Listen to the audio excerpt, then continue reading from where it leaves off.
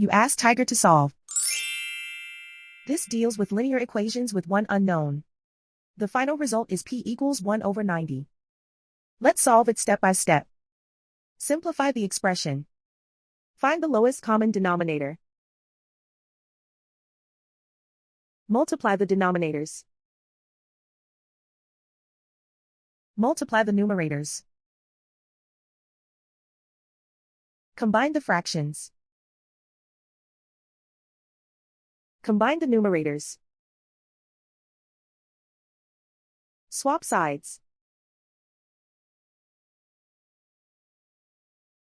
Isolate the p. Divide both sides by 10. Simplify the fraction. Simplify the arithmetic.